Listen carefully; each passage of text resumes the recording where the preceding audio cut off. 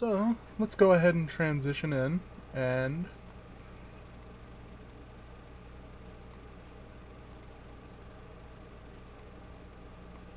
okay, that was weird. My screen record did a weird thing, but I fixed it. Alright, so, as sort of a recap, a summary of what happened last time, we were introduced to our party, Raina, Wolfram, Driffin, and Mortimer. And, you know, they got to hang out around the town a little bit, enjoy some of the festivities, and Wolfram was pulled aside by Adric, the mayor, who recognized the legend of, you know, the being and the legend of the legendary Wolfram, you know, and asked for some help on a matter, and being taken back to Adric. I will say that what happened is that I threw the stink squirrel away, and then I said, "What has happened to this child's father?" Because they were casually talking about it. Yes, fair. um, and Adric, you know, clued in Wolfram on the matter while Mortimer and Raina tried to hide and listen in. And Connor approached and was like, "Hey, man, what are you doing?" Anyways, and then the party was taken back to I'm realizing now my summary skills are not the best. Party was taken back to their house. You are doing fine, man. Don't worry about it. Where they kind of broke down what's been going on, which is that people have been disappearing for apparently no reason that they can find. The only connection that they can find is that, you know, there's some lore in some books and scripts about people going missing long ago and it being related to a necromancer's tower. But, you know, nobody's really sure. And then, as they were, you know, in talks over dinner, so a poor woman and her child were attacked. And the party quickly dispatched these weird shade monsters that seem to be made of the fabric of nothingness, you know. After dealing with this, the party goes and sleeps for the night, calls it a night, and wakes up in the morning to a door being kicked open and Adric exclaiming that Connor is missing. Yes.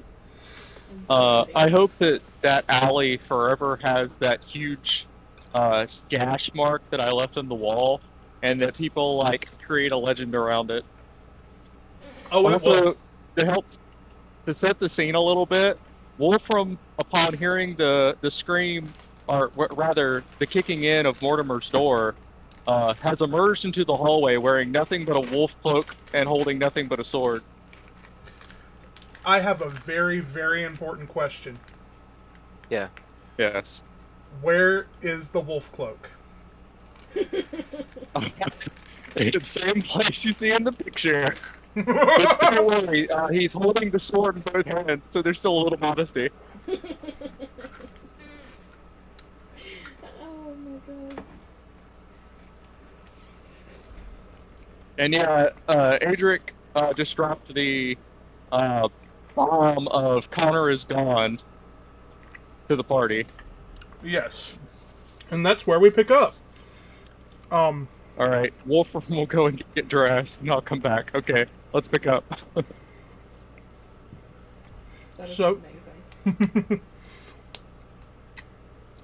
Bad time to get a handful of nuts, huh? Ooh.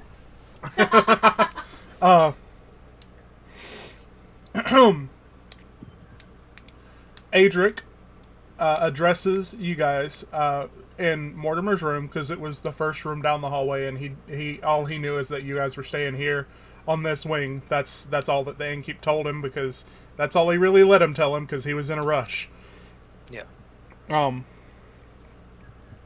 So you all sit gathered in what was Mortimer's room for the night, and Adric, sitting on the edge of Mortimer's bed, it looks very distressed and says, you know, out loud to you all, "Usually, Connor has breakfast ready in the morning, first thing. He's always been the morning person. I've never been the morning person, but That's beside the point.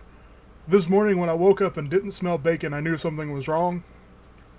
Especially after last night, he got all up in arms about whatever those things were that you all defeated, and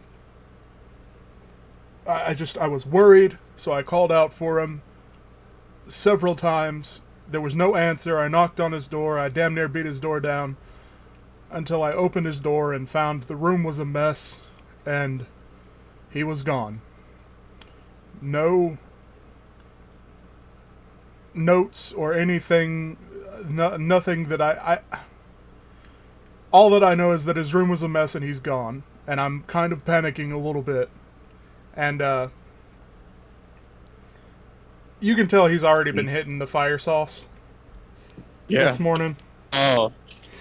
Wolfram takes a step forward, now fully clothed, sword properly sheathed, puts a hand on Adric's shoulder and says, "What can you tell us, my friend? Do we have any leads?"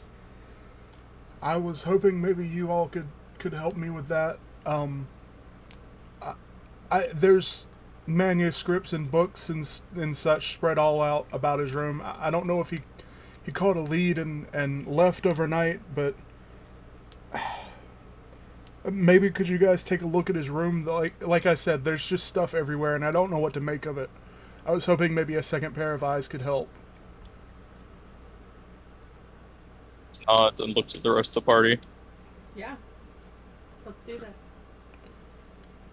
Mortimer leans forward, and those of you who can, like, kind of see his side and his back realize that he's been sitting in this bed this whole time, completely unclothed. and he just leans forward and he goes, "You can count me in." Wonderful, Mortimer. I'm very glad. Driffin leans forward a little bit off the wall that he was leaned against, very anti-hero-ishly, and with his arms crossed, nice. And just gives a nod and walks out the door to go to his room and grab his things. So, unless there's any further business here that you guys want to specifically address, then we can move the scene over to Adric and Connor's house. I just want to confirm that Mortimer does in fact get dressed. Okay, so you know how on the characters info and photos page he's wearing robes? Mm-hmm. Yeah. He will be wearing the top bed sheet. Gotcha. Okay. That's amazing. Yeah. I like it. Alright. So, as you guys all get to Connor and Adric's house, Driffin stops in front and he says to you all, I've got something to take care of while we're here in the city. I don't think the five of us, he nods at Adric, are all gonna fit in that room, so I'm just gonna let you guys look over this yourselves. I'll be back later. If I'm not back by nightfall, I'll go to the same inn that we slept at tonight, and we can meet back there. Does that sound good? Wolfram nods. Sure. Driffin nods and starts walking off while kind of looking like he's not quite sure. Like, he knows he should be going in this general direction that he's headed, but he's not quite sure, you know? And you guys enter the house and go into... Adric opens Connor's door for you all, and it's a mess. It looks like... in the Spider-Man movie, in the Sam Raimi Spider-Man movie, when he first gets his web shooting abilities and there's papers and stuff everywhere. That's what it looks like. It looks like Connor has been up all night sorting through books and scrolls and maps and manuscript, anything and everything that he can. And there's papers and books and everything all over the floors, his desk, his bed even, and I want to have anybody. Well, this is what do you guys do in the room? Me. I want to just start by looking around. I'm not making any conclusions yet, so could I make a perception check? Yes. Okay. Would I You also guys be go able ahead to- and discuss what you're gonna do. Oh, sorry. No, you're good. Would I also be able to roll for perception? Yes. Just clarifying. Would you like to actively investigate, or just what you're seeing at a glance? Mortimer Yeah, so- is just kind of walking in the doorway and looking around. So perception, yeah. I think. Okay. I gotta get to my dice real quick. What about you, Reina? That is what I was about to figure out. Let me see. I rolled a 4 plus, I think 3. Let me get to my skills. Yeah, 4 plus 3, so 7. So I don't think Wolfram sees anything. He's trying to parse through this confusing mess, and he just can't really make odds or ends of it. Yeah. Doesn't see anything important. I'm gonna look at my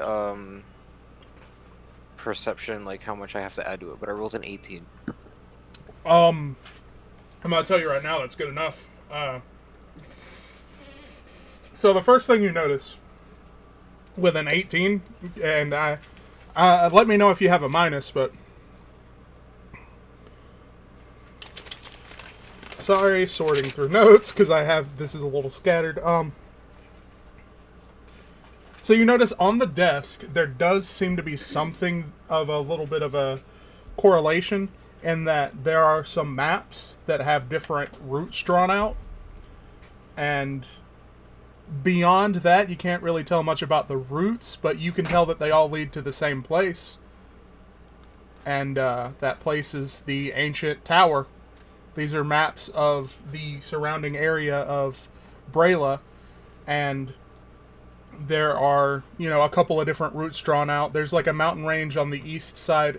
If you're looking north, south, east, west, like a, temple, like a compass rose. Sorry, I'm struggling. On the east of Brayla, there is a mountain range that kind of borders right outside the wall. There is a path marked through it with the word mine ? On that map.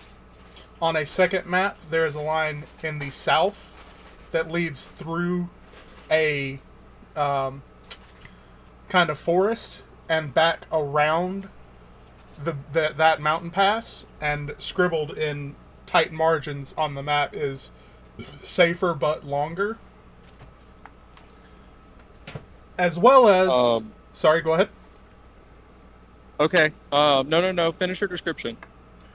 The second thing that you notice is up on a shelf above the desk, there is a book with a scrap of cloth closed as almost as a bookmark, and it seems to be, like freshly opened, whereas the rest are kind of, dusty and have been, look like they haven't been recently messed with. This one looks like it's been thumbed through. It has some recent, like, page curling and, that kind of thing, as if it's been recently read. I don't know if this will help, but my perception is also +3, which means I got a 21. Yeah, that's... you got the highest... you beat the DC, the highest DC set for this. So. Okay.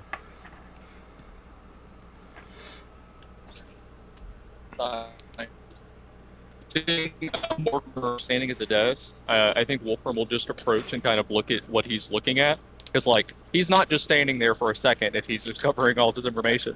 Probably looking at it and recognizing the description that was given to us last night by, Adric and Connor. I assume that's the reason that he can recognize what these maps are, is because of the explanation last night. Yeah, I imagine it being as, like, one of those things where you walk in at a glance and you see the thumbprint and then look further,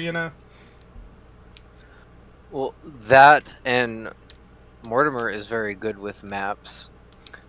He used to be a sailor for cargo ships. He used to do cargo runs. I like it.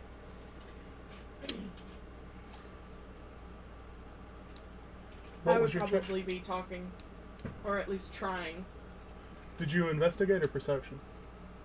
Nothing. You didn't. Okay, cool. So you're just talking with Adric. Yes, I'm trying to see if he heard anything this morning or last night. Anything else that he might have. Or if he can point me in the direction of somebody else to talk to. I mean, I'll be honest with you. He was really upset. I was really drunk. I didn't want to start any fights, so I just let him do his thing. I didn't really pay much attention. I didn't hear anything or see anything. Okay. Do you know of anybody that might have seen him? Do you guys have any people here that kind of watch the doors or help out? Anything I mean, like that? there's guard posted at all the gates, to keep wildlife, bears and wolves and stuff out. Maybe someone saw him through the night. We can put out word. If he left the Looks like city, they then missed we'll know. one. Yeah. I was gonna say, let's go ahead and ask. That was really funny. I like that. All right. Well, you guys do what you got to do in here. I'll go put the word out, see if anybody has seen him. He walks out the door. There's probably a guard like within 30 feet. Go ahead and say what you were gonna say, and then I have something. Okay. I was literally gonna say that Wolfram just makes eye contact, like, what's the word for it? No, significant eye contact with Reyna and kind of motions her over to come and look at the desk. I will head over there and start looking. Okay, so Making all right. investigation. Mortimer looks over at Wolfram and kind of tugs on his shirt, and he goes, "Hey, you see that book up there?" And then he kind of does like the T pose, like the uppy grab, and he goes, "Mind giving an old man a lift?" Uppy. Can I just reach the book? No, Do I think I can just reach the book? no. You do think that you could just reach the book? it's like Wolfram a just 6 foot reaches up shelf. and takes the book. Okay, Wolfram reaches down and takes the shelf. And takes the book, hands it to Mortimer. Yeah, to be fair, this is a house built for like average height people. You probably have to stoop a little bit because I imagine the ceilings are like 6'5". So the way I imagine, like, Wolfram probably stands fairly straight sometimes, like, out in the open, or when he's, but he probably, when he's on guard, he probably has a little bit of, like, a crouching prowl. Probably would remind you of an animal. Yes, I So- like it. He's a little bit lower, he stoops a little bit when he's, like, on guard, so hopefully that'll account for that. But yeah, I hand you the book, Mortimer. Okay, I would like to open the book. I would like to just like slap it on the table, like make it obvious. Everybody in the room can see that I want to open this book. Yes. So when you do so, I'm assuming you open it to the page that's been marked with this bit of cloth. With the scrap, yeah. Yeah. So make sure I have the correct notes. Yes. So in the inside, this piece of cloth is the first thing that you notice because even faded as it is, it's got, bright, like crimson red and almost like mustard yellow colors, and you recognize it to be like the top corner of a banner that you would usually see on like a fanfare horn. And it is, like I said, very faded, but you can kind of make out that it is the corner of a shield of a coat of arms. And in this corner, you can see the top, where the tear is, the kind of top right-hand corner of a skull with goggles on. And again, it's very faded, but it's kind of eerie how well preserved it seems to be. The image seems to be against this faded cloth. And You also notice immediately that the page that this book has been marked with by this cloth, there is a drawing of a tower with banners on it that seem to look very similar to this one, because the banners have on them a shield that is a coat of arms that is divided into 3 sections: top left, top right, and bottom chunk. In the top right is a full skull with a set of goggles on. Top left is a smoking book. And in the bottom, there is a lancer riding his horse, but he doesn't have a head. A headless lance rider. Oh, I've seen this before. This is the Triforce. One represents wisdom, power, and courage. You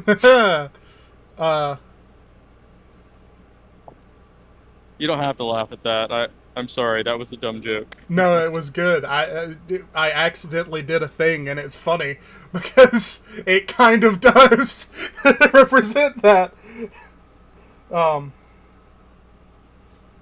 That's just PogChamp material. Yeah.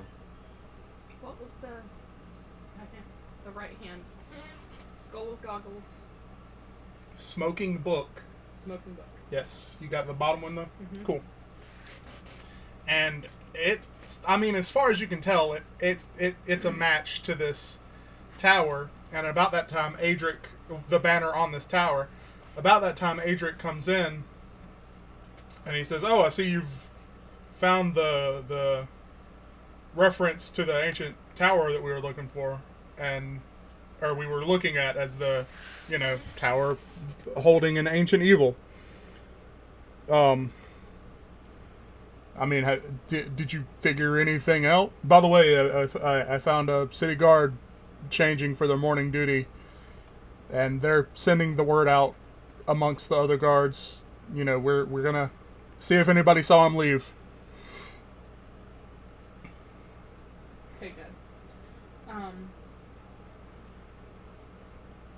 What can you tell us about this tower? I mean, whatever the book says, there was an ancient evil that once was there. Someone, searching ultimate power, but it's very vague. It all happened hundreds of thousands of years ago, if it even did happen. It's kind of a fairy tale, I do not. I think our. Sorry, give me a second. I gotta think of how to say this. I think our goal remains the same. We must go to the tower. Most definitely, yes. I mean, I'd agree. If you guys are gonna go to the tower, I think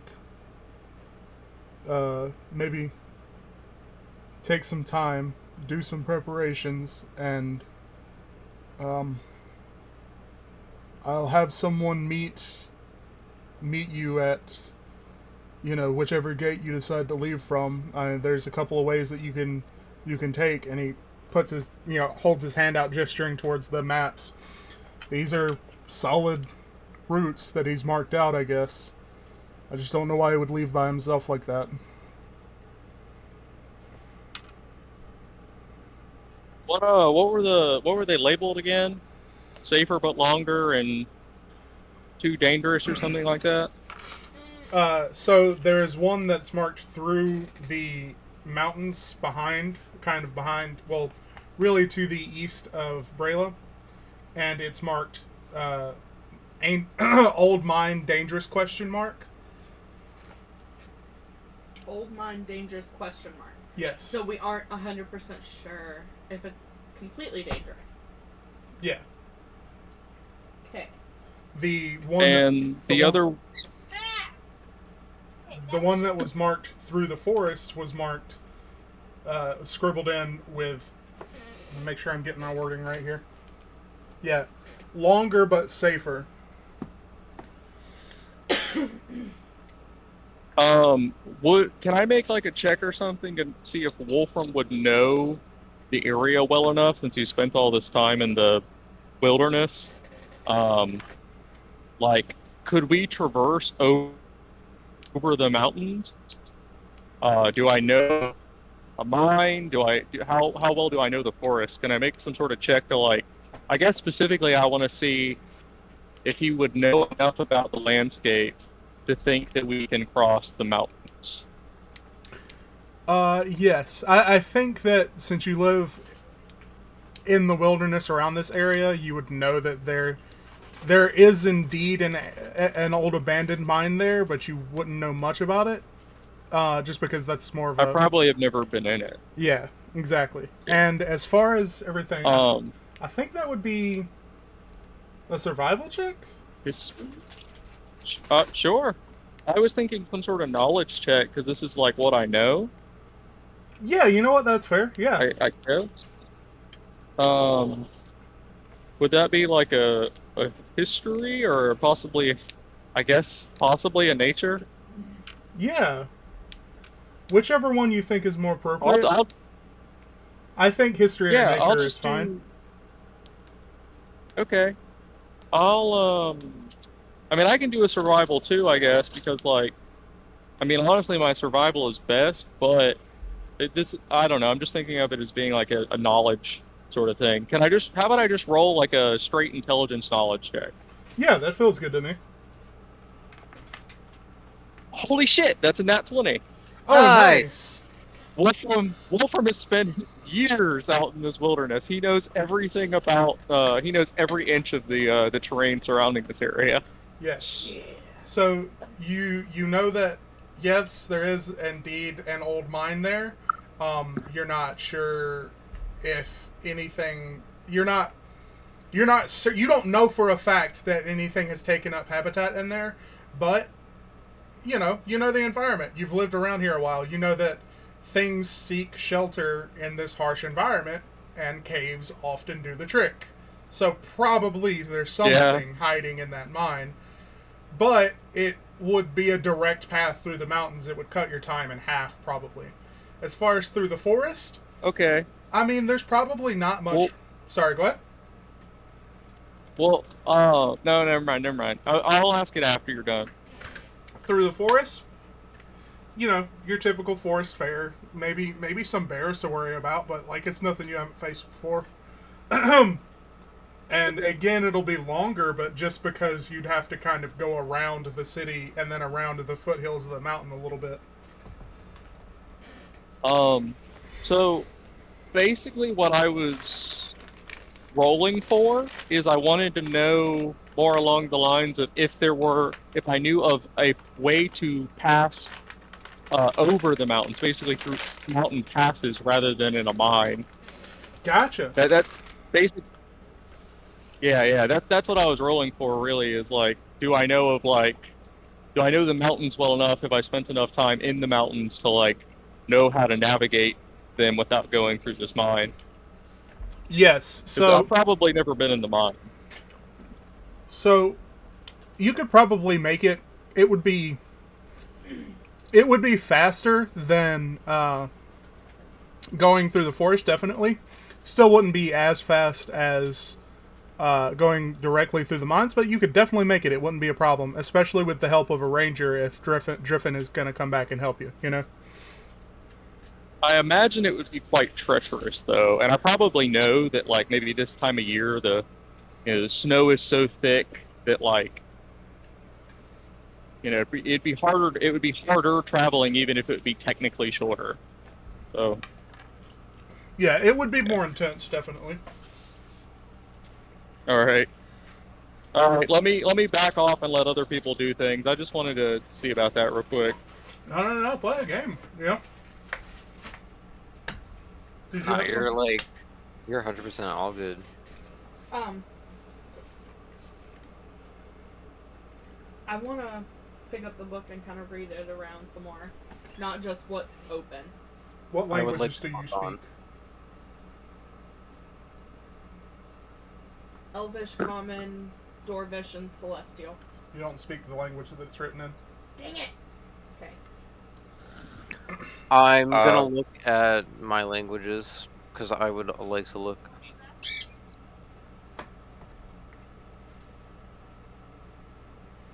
What page is that? Can Wolfram read it? What languages do you speak? I speak Dwarven. No, it is not in Dwarven. Damn. Then How I can't read it. Hmm? Can we question? tell what it's in? Or no? You might be able to. I would say make a history check if you want to try and Because- figure out what it's in. Okay. Mortimer? Common, dwarvish, elvish, goblin, thieves' cant.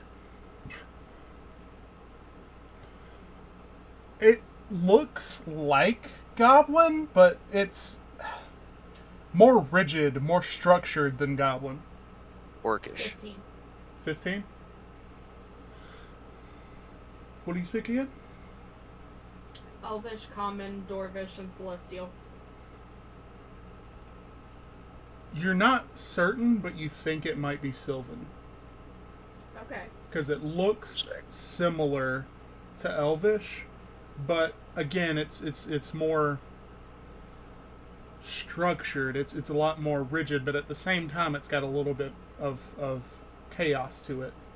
Question for you. Yes. Now, me knowing goblin, would I be able to make out some of the letters? Like, would you be able to make like a cipher for me? Or Well, honestly, I'm just from an outside perspective. In my head, I feel like goblins are like. In my head canon, I think goblins are kind of related to elves in that orcs are kind of related to elves and goblins are descendant from orcs. If I'm remembering that lore correctly. So I feel like. I mean, Go ahead. I would say goblins are probably as closely related as like elves and gnomes. They're both fey creatures. Yeah, exactly. So like, okay, there's some similarities, but it's like, it's like, have you ever seen the Korean Hangul versus like Vietnamese, where it's very similar, but one could not read the other probably. okay. Gotcha.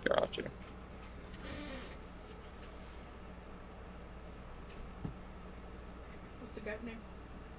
Atric, Yes. Can he read it? are you gonna ask him if he can read it? Yep. No, I can't. Okay. Connor barely was able to parse some of it out.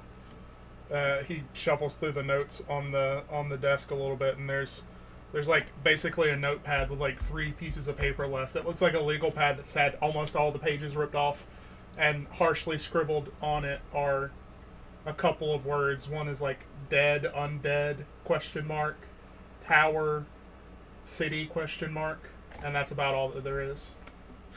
Dead, undead, power, city. Do we have the cipher for those letters? Like, can we tell? No, you think this is like he's not sure that this is the thing. It's just kind of what Okay. he's guessing at based off of what he was able to figure out. Hey, Dirk, Yes. may we take this book with us? I mean, sure. I don't mind. Yeah, go for it. That was literally my next question. Go ahead, Wolfram. Sorry. No, you're fine. I was literally just gonna be so- like, I want to take this with me. Not even worrying about asking. Yeah. So like for background of like how I'm trying to play this character is like I'm a very talkative sort of person. I like to like engage in like D&D. But the way I designed like Wolfram's personality, the reason that I don't talk in his character voice very much is because I consider him to be like more of a stoic, quiet, contemplative character, not somebody who like takes the lead or talks a lot, but that's my personality, so I end up like falling back to that if I'm not careful. So, so that's that's kind of what the issue is here, but yeah.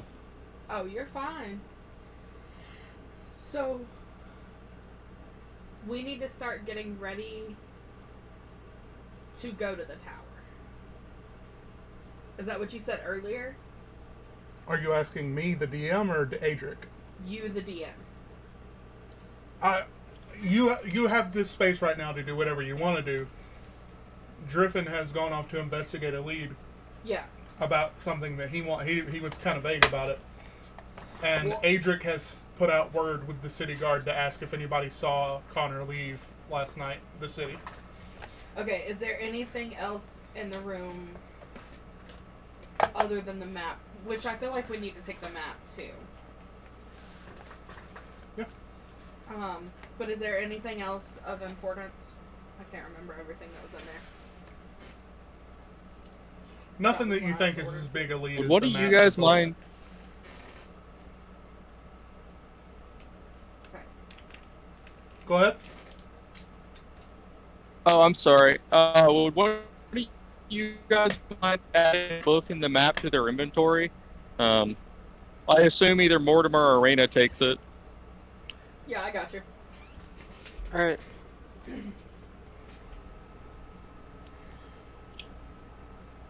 So, I guess if you guys are off to prepare, then I'll do my best to do so as well to help you guys out as much as I can.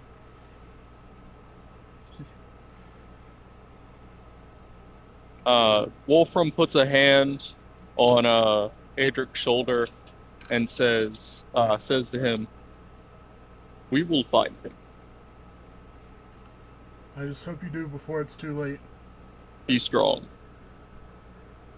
Mortimer would like to pour some of the mead that he bought last night into a little tankard for Adric. He hears the cork pop and turns around with a look in his eye. And he sniffs the air. And he's probably like 10 feet away from you in the hallway a little bit, talking into the room. And he's like,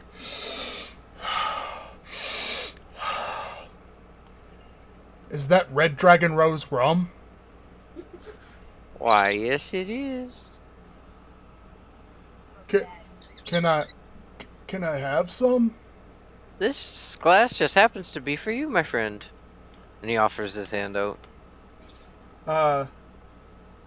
Adric looks like you've done this man a great favor in this moment by offering him high proof liquor. I mean, hey, he doesn't even realize that he paid for it, so. And he takes the cup and he drains it in one swallow and and coughs violently.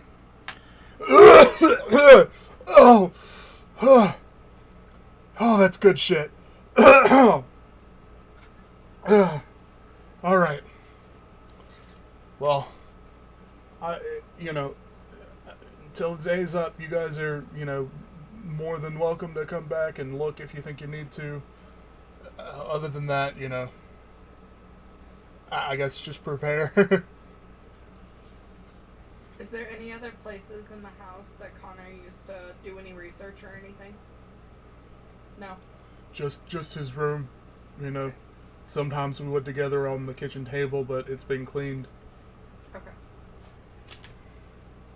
Can we go investigate the room? You were just in his room investigating. Oh, Yeah. Okay.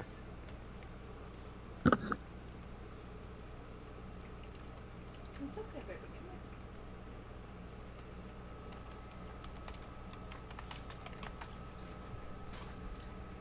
So at this point, I have basically like a general store and a blacksmith and, stuff that you could probably just get around pulled up.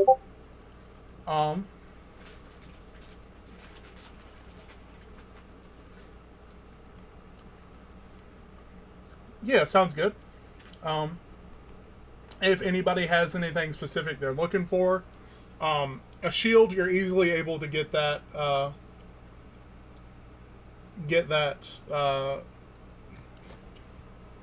Wolfram. That's no problem. If you want the specific, I don't think I have the coin. I was gonna ask. I think I might not have enough money.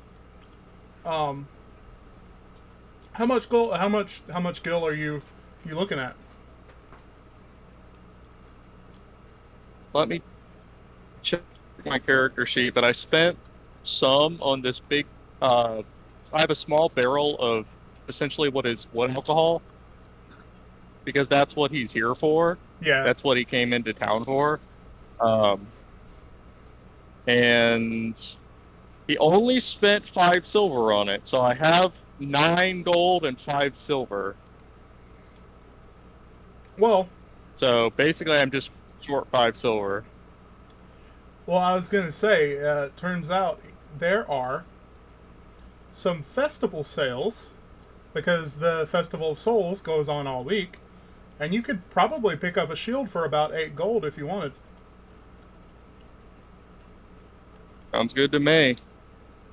Yeah, I think he'll go out to the blacksmith, kind of scratch his head, and be looking at some of the shields. And I think I'll just go for like a relatively inexpensive wooden buckler with a like what do you call it? The circular like round the compass. Yeah, I get what you're saying.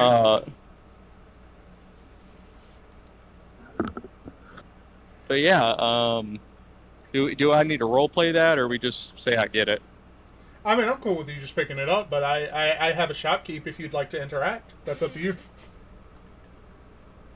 Sure. I want to see if the blacksmith how he reacts to this gigantic master crafted sword on Wolfram's back. So Adric has Yeah, pointed you. Wolfram, this huge man, walks in. Oh, sorry. Adric has pointed you to one of his favorite blacksmiths. You know, he gets some ornate works done and stuff every now and again. And you walk into the shop and there's it's kind of one of those like half indoor, half outdoor things where he goes outside to his forge to do his actual work, but sells some stuff inside, and it goes back and forth throughout the day. And you catch this large half-orc man coming back inside from, doing some whatever he was doing. You're not really sure. And he looks up at you and then looks up again and finally meets your eye line. He's, wow. Wow. Can I help you? Yes, sir. I am looking for a shield. I think you are a shield, but okay. He he points behind him to kind of like a hallway that he's got a lot of like stuff displayed on the walls, and it's just kind of like a dead end hallway. Like, actually, you know that mail building? Kind of that. Yeah. And along the walls, No. along the walls there are like some shields and some swords and even a few spears, and there looks to be like a mastercraft halberd almost. And you're easily able to find yourself a shield, but when you walk past him to look, you hear noticeably a gasp, and he asks, "Where did you get that?"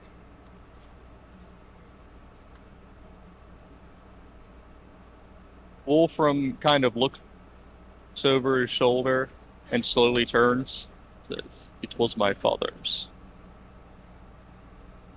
Jesus, lucky family. That thing is... Wolfram just kind of nods. Okay. I mean, it's a gorgeous sword. I don't...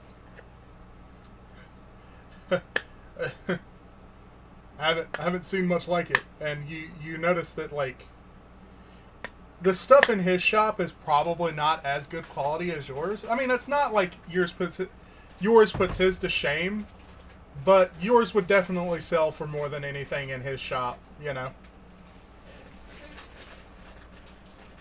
Oh man, I can't even imagine selling it. I think Wolfram has an okay eye for weapons. It's definitely not like a blacksmith eye for weapons.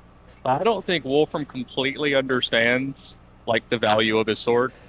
Like he doesn't value it for its craftsmanship. He values it for its being a family heirloom, Yeah. sentimental value, traditional value. And You know what? I'll take. I'll make an obvious move to unhook the sword, like not like drawing it, but like unhooking the sword, and I'll lay it out, kind of, that kind of proffering stance of like, would you like to take a look, without saying anything. he puts a hand on his chest, like over his heart, like, involuntarily. You notice it's definitely involuntarily. And he goes, "No, okay." And he steps forward, and he gingerly kind of takes the blade and looks at it and kind of shines it in the torchlight in the shop. And he says, "Man, I haven't. I aspire to craft something like this in my time. This looks like something my grandfather would have crafted. He was the best blacksmith I knew." I know he's like a big, strong dude, but does he notice how fucking heavy it is? He probably had, yeah. Because He had trouble picking it up. Okay. He definitely did. Once he like got like, the weight of it. right.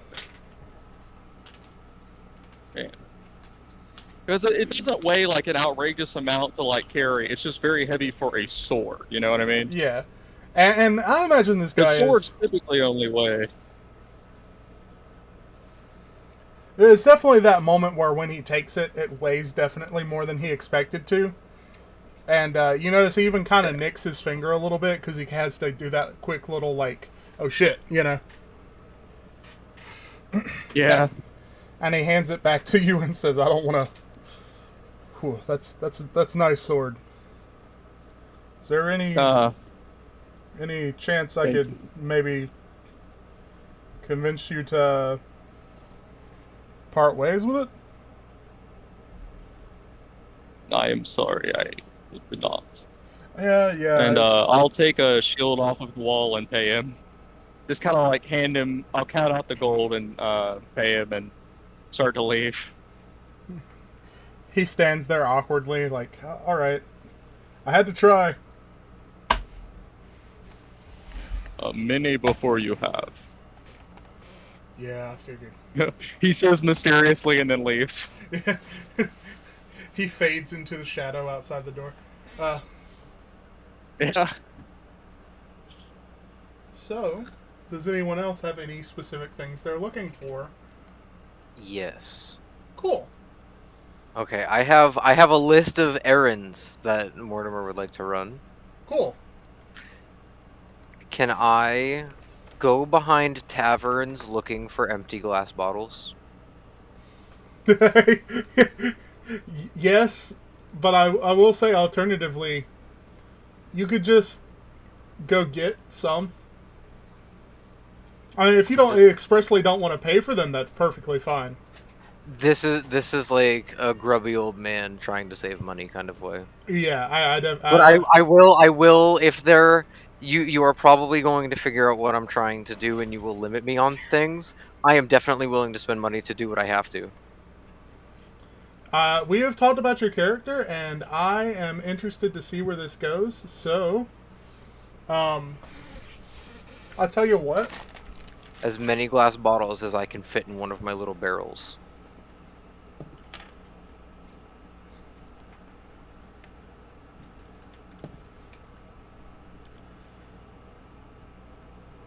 How long are you going to spend doing this? This could be a whole day activity. I don't know when we're meeting up, but like this will be like he will arrive like 5 minutes late. Okay. I was gonna say, I would almost be like, this almost seems like a foraging sort of thing, just an urban environment. Yes. If you're like looking for them. How many did you end up with? I'm not sure. I was going to say, I think make...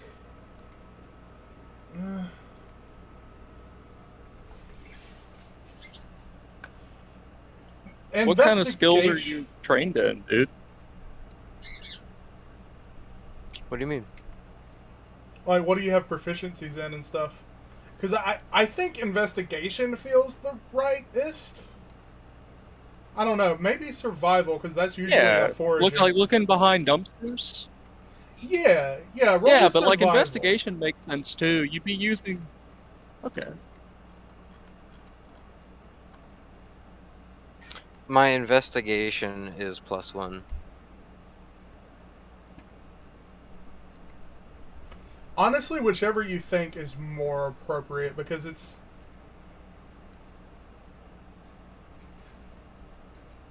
I mean, honestly, I think both could be justified. You know, you're investigating, you like know the places to look. You're investigating around those areas, using your intelligence and knowledge of the area.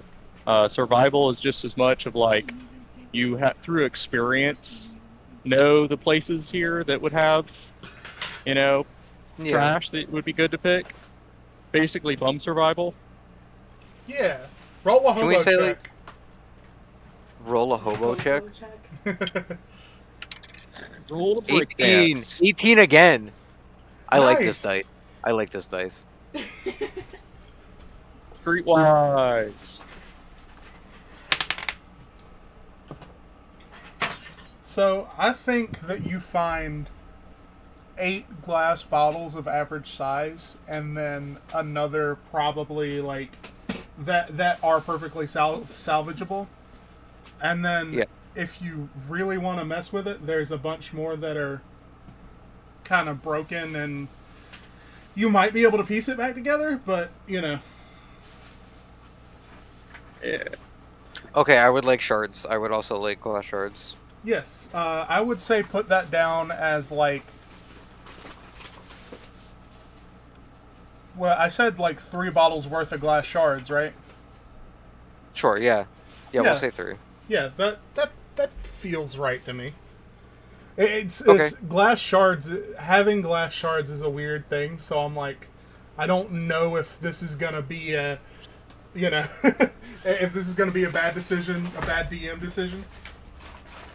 Oh no, you're good. Ah, man. I would Glass also shards could work like caltrops. I would also like to search for like ripped pieces of fabric or cloth. Or would I be able to shred the sheet that I took from the inn that no one stopped me with on the way out? Yes. A sheet is probably what, like 7 feet worth of fabric. Okay. I'm gonna say 7 feet by 4 feet. That feels about right. For a sheet, I don't know. See, this is weird things I that I can never. just look up a sheet size. Yeah. I No, might help. I'll do 7 by 4. We can say it was like a rough cut. Hell yeah. We're Okay. trying. And now I would like to go make some purchases. Mortimer would like to go visit a potion shop.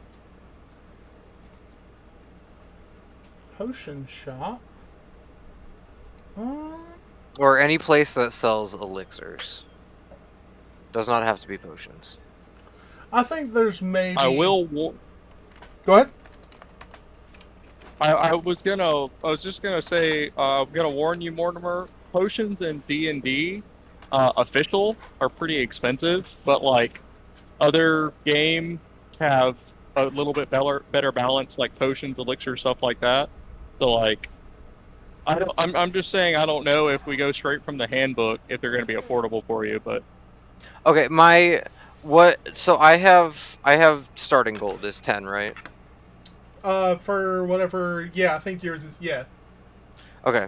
I would like to go find somewhere where I can buy like some kind of poison or acid. Mortimer is basically going to be throwing Molotov cocktails and poisons. I want him to be like You- an alchemist. Like I want him to be like the crazy like throw shit guy. Yeah. may I? Yeah, go ahead. So oil flasks are a thing. They're relatively inexpensive. You can use them to fuel If you're a thief, you probably have a burglar's kit. Is that right? Yes, I have like thieves tools Uh, and yes, I think I have the burglar's kit. you have the hooded lantern, and you're going to need oil to fuel that. You can buy flasks of oil, and oil has mechanics in which you can throw it at a creature and then light them on fire, or possibly like you can fashion Molotov cocktails, and like basically it would have the reaction that it would normally have on a hit. Yes. Yeah, so you could buy flasks of oil as well as like acid and stuff. I would like to do this. So oil, you can get maybe like a whole flask of oil. Because I'm trying How to see much? how many liquid ounces that is. For about a silver a piece, A flask is a pint. a pint. So basically, your conversion is Yes. a pint of oil It's in for a the silver. How many silver is 1 gold? right. 100. Well, almost all the flasks. Sorry. No, you're good. Go ahead. Go ahead, Wolfram. Sorry. A little connected, but sorry, I have the connection to this. So I keep talking over it. So almost polar, acid, alchemist fire, oil, always flasks, and they're exactly like bottom of the shirt's gear, like page or T, whatever. It should have like ounces in, like various containers, like barrels, 40 gallons, stuff like that. I don't know if that helps at all. I just thought this would be good information for you. No, I appreciate it.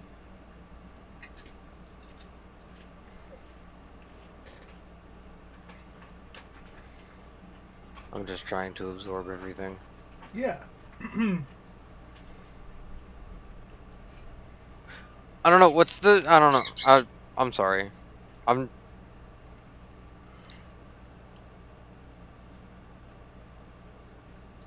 I don't know. We'll come back to me. I You're think. good. So a silver is converts to. I can't ever 10 remember. gold.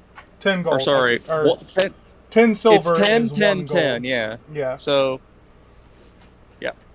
Okay. It's 10, 10, 10 all the way up except for Electrum, and nobody in their right mind uses Electrum. Yeah. So I would like a gold and a half. 10 copper.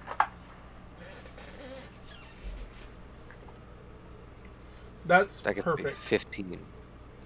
So mark down 15 oil flasks. Would you like to have the option to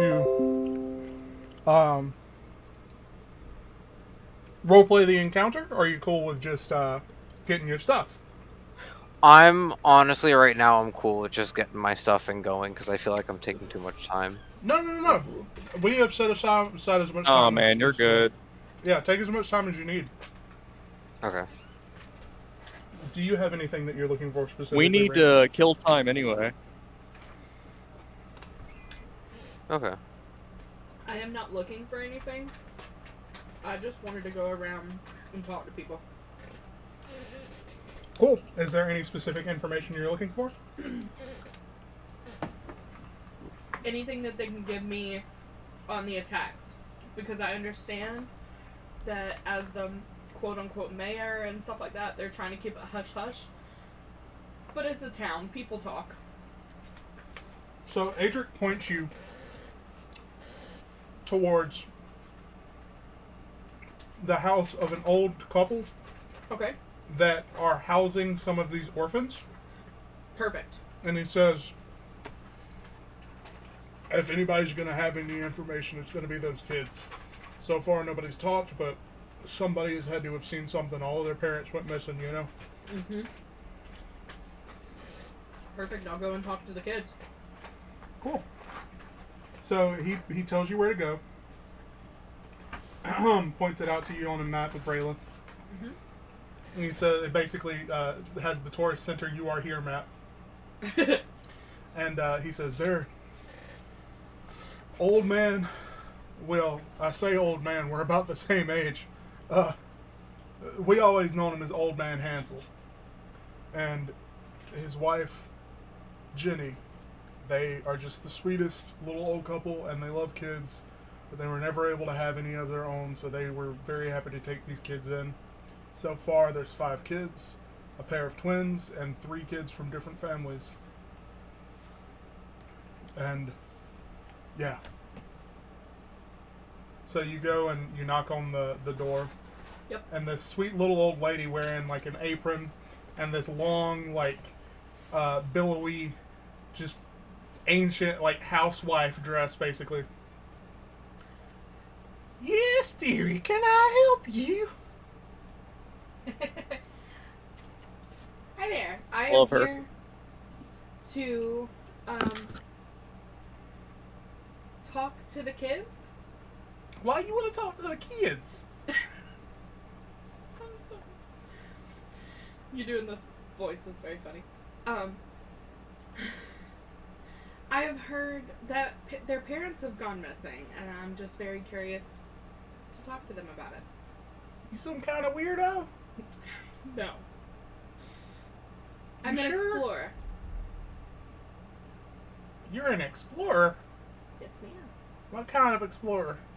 Ain't nothing to explore around here. If all these kids are going, or these kids' parents are going missing, there is stuff to explore. I don't see why you need to talk to the kids. Make a persuasion check if you want to. Okay. If you want to try and persuade her. I'll make a persuasion check. Because she has taken up the charge of guarding these kids in the absence of their parents, you know. 21. Jesus Christ. You know what? Nice. I do get a good vibe from you. I don't think you'd hurt them, but you know they are kids whose parents went missing. They're not exactly in the best state of mind. Hansel, what?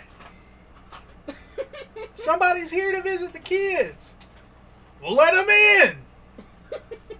I don't understand why you thought you had to just let them in. All right. And she steps to the side and motions. And as you take a step inside, you can smell the scent of cookies baking.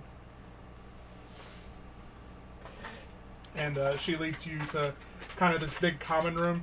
This isn't a big house. There's like basically a big common room.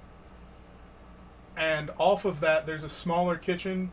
And then off of that kitchen, there's kind of like a small bedroom. In this big common room, there's 4 cots laid out and what looks to be like a sleeping roll. And she says to you, yeah, unfortunately, it looks like we're kind of running low on space here. Also, her voice has been so fucking fluid this entire... Anyway. And, you know, as you walk in, there's the kids that are running around, playing about. The twins are talking to each other, whispered tones while sitting on one of the cots. And, you know, the other 3 are just running around playing, making a lot of noise while Hansel, you know, he just tries to enjoy the peace, what little peace he has in a house full of kids.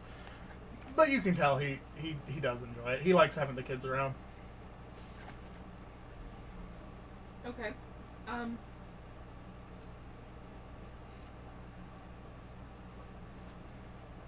Who do I want to talk to first? So, there's like an 8-year-old boy, Mm-hmm. probably like a 12-year-old girl, Okay. and another like 10-year-old girl. And those 3 are running about playing, you know, screaming, hollering, throwing little leather balls at each other, blah, blah, blah. And the twins seem to be 13, 14 years old. You can't really tell, but they're off by themselves. Okay. I'd probably go talk to the twins first. Okay. Because if they're acting that way, then it's possible that they actually saw something. Okay. So I guess I'd walk over and... Are they, like, sitting on something? They're or- sitting on a cot that's kind of pushed up into the corner of the room, and they're whispering to each other. The 2, like, You ever seen Harry Potter? No. Do you know the Weasley twins? No. Damn. Well, imagine two Red like George. yeah, imagine two like freckled, red hair, just very, very British young boys. Okay.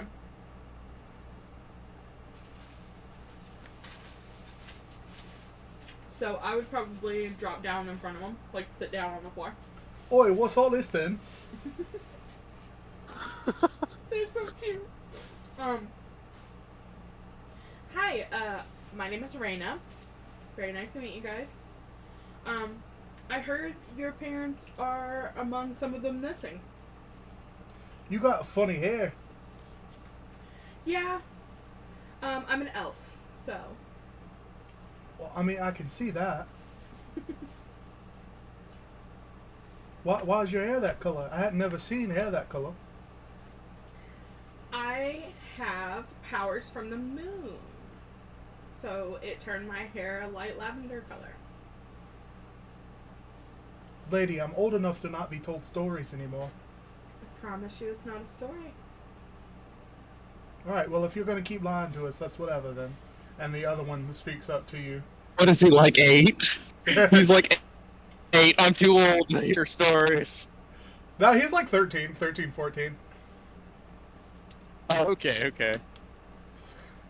So the other one perks up to you and says, yeah, you're going to have to come up with something more interesting if you want to really get down to the bottom of it. Which makes you think, bottom of what? Definitely makes me think bottom of what. Okay. Do you have anything on you? Like anything... Just like... Do you have a pencil, pen, toy, anything? Lady, we're orphans. They've got balls. Well, one of them does. I mean leather balls that they're playing with. Do you have one of those? No. They do. Okay, do you have anything else? I've got my clothes. Not your clothes. That's all I've really got.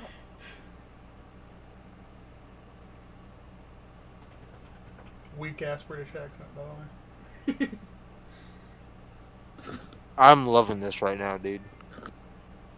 They seem to be really combative, and you're gonna have to do something to Well, win I was them trying over. to do magic for them. To be like, ta-da! I mean, they're kids. They're kids who miss their parents. They're gonna be upset. I get it. Okay, so I will pull out. Let me see what I've got.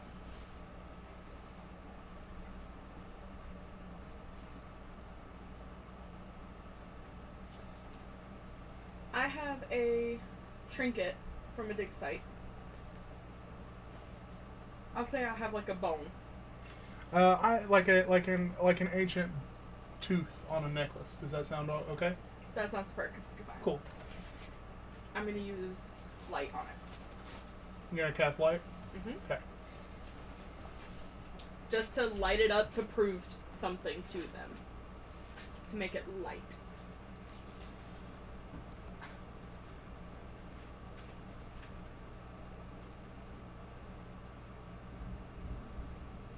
And since it's small, I can kind of control it after, right? Because it's going to be kind of bright. What do you mean? The light cantrip? Can you read the light cantrip to me? Because I want to see the specific wording. Here. Sorry, I don't You have... can read my spell book. It is as bright as a torch. Yeah. Exact same brightness. I just figure since we're in kind of a smaller room. Yeah. I mean, it'd probably light up the room pretty well, yeah. I'd say you don't have any trouble casting it or anything, and make a persuasion check. Okay. Don't thumb me now. 22. Jesus Christ! What is your persuasion? Oh, Plus 3. Jesus. So they both look at you and like they're a little impressed, but they've seen the light cantrip before. Maybe not often, but you know they're pretty impressed by it, by the fact that you did it so casually, and that it seemed to come so easy to you. And the one on the left goes, "Wow, that's quite incredible. What else can you make glow?" How about they have like any rips or anything in their clothes? Yeah, they look like lower middle class kind of. And again they're orphans. They haven't seen their parents in a couple of weeks. This little old couple is caring for 5 sets of kids. I imagine their clothes aren't in the best shape. I think you Okay. should cast Fireball. Well, I don't. Or we're wanna still light level the 1, house buddy. on Sorry. fire. Um, I have mending, so I thought maybe I'd mend some of their clothes. well, I'm gonna say you have them on your side now. You have convinced them with a 22. You've convinced them. I'll convince them, but my thought process is, if I can keep doing something for them, they will keep talking. Well, one is Oh, that's good. Mending takes a while too, so Yeah, it takes. like it takes a minute per literally per rip. So if something is threadbare, it would probably take like 15 minutes to like fix it. Yeah. so So like that's perfect for just talking while you do it. yeah. So that's how we can. As you're talking to them, you're touching the different part, like threads are sewing together like healing wounds, Mhm. and you're doing that while you're talking to them. Okay, perfect.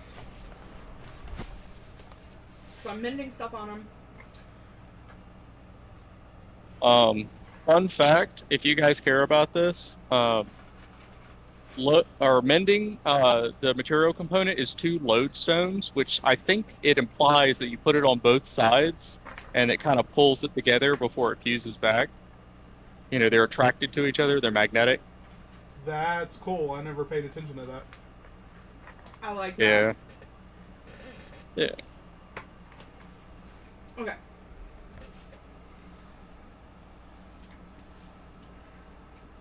How long ago did y'all's parents go missing? The one on the right looks to the one on the left. You still haven't asked their names, by the way. And he goes, "Oh, I don't know. Nearly a month Timothy now. and Timothy. A month. Nearly. I think it's been just over 3 weeks. Okay. What are your names? Jimothy and Timothy," they say simultaneously. Seriously. No. I think I just died. The one on the right says, "My name is John, and his name is Sam, John and Sam. Alrighty. and one of us always tells the truth. The other, no." I was about to say, seriously? Okay.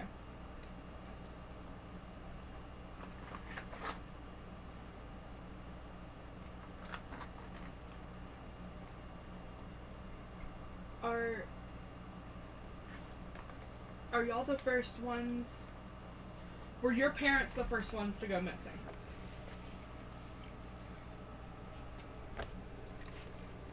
I don't think so, but I think ours were the first parents.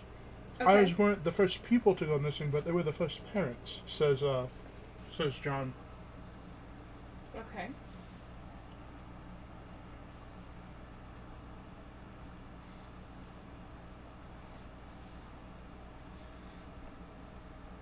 Did you guys hear or see anything that night? Sam perks up as you're mending John's over vest, Mm-hmm. because he's got like a little leather over vest over this like green shirt. He says, "Yes, this weird like fabric thing.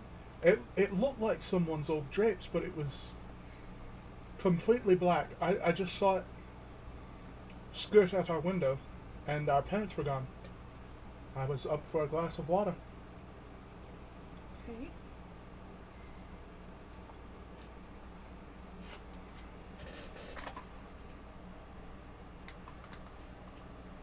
Did it make any sounds? There was a hiss, almost. Hiss? Okay. From his description, you get the idea this was the same thing that y'all were fighting the other night. Mm-hmm. The shadow thing.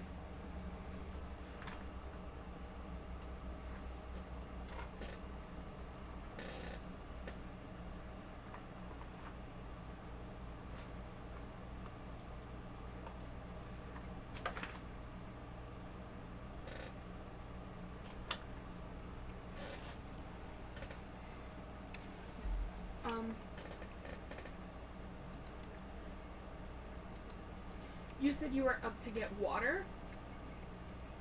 It didn't notice you or anything? I mean, not that I could tell. It was escaping out the window.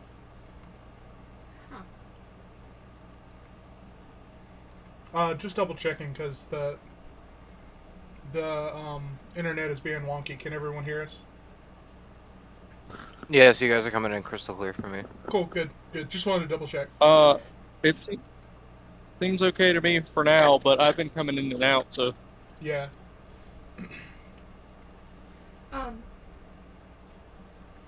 Do you normally keep the windows open? No, the windows weren't open. It went through the window. Through them. Okay. Yes.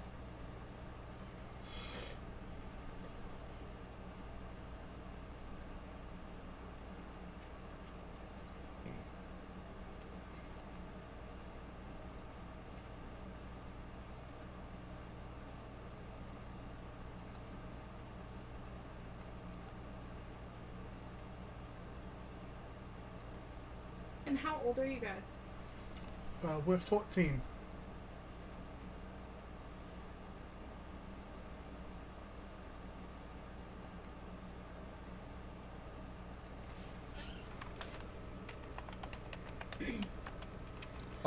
As you're asking them questions, old lady Jennifer, she comes out of the kitchen with a big batch of cookies, and she goes, "The cookies are ready. The cake, I'm still icing it though. Dear, have you had lunch yet?" You're realizing it's about 11:30. It's about lunchtime. Oh, wow. No, I have not. All right, well, have you some cookies, have you some cake or something. I appreciate it. Thank you. Of course. And she holds the tray out to you. Steaming hot cookies. Okay, I'll pick one up. Make a con save. Why? Because she literally pulled these out of the oven 20 seconds ago.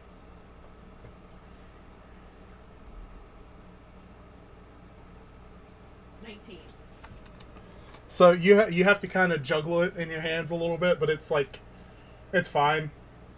You probably shouldn't take a bite of it, but she's standing there looking at you expectantly with a half smile.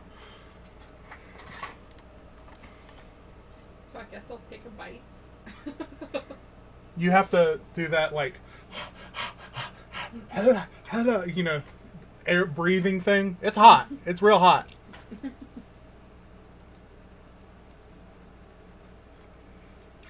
But you're fine. I'll just be like, Is there anything else you would like to ask the boys?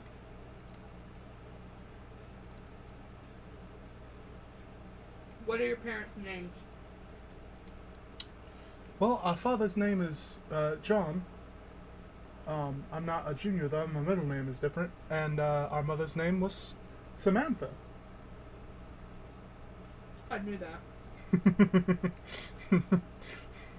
As soon as you said John, I was like, the other one's gonna be Samantha. Okay.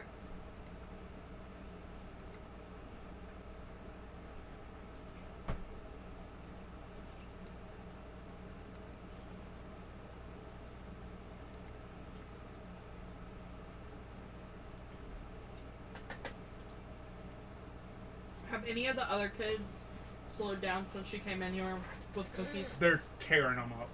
Okay. Do you have any questions for the other kids? Cool. For them, they're going to be pretty simple.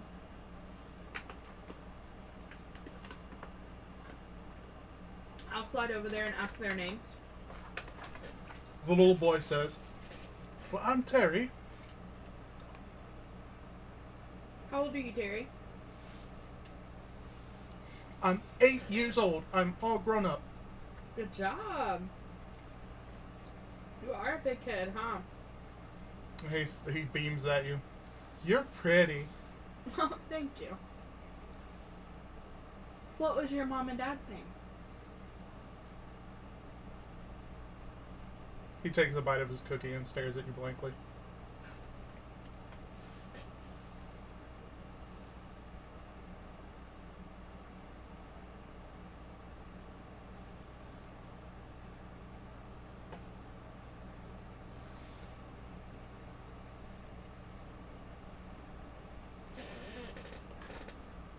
It's nothing weird. You just get the vibe he doesn't want to talk about it. I get it. And who's next? Whichever one you want to be next. I was just looking at the girls asking. Because there's 2 little girls, right? Mm-hmm. One of them goes, "I'm Sally Ann." And the other one goes, "And I'm Mary Ann."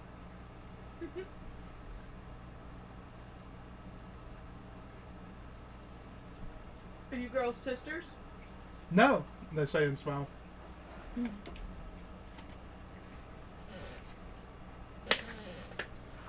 How old are you, Sally Ann?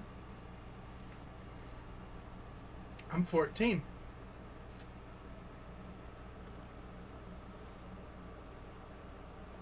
And what about you, Mary Ann? I'm 10.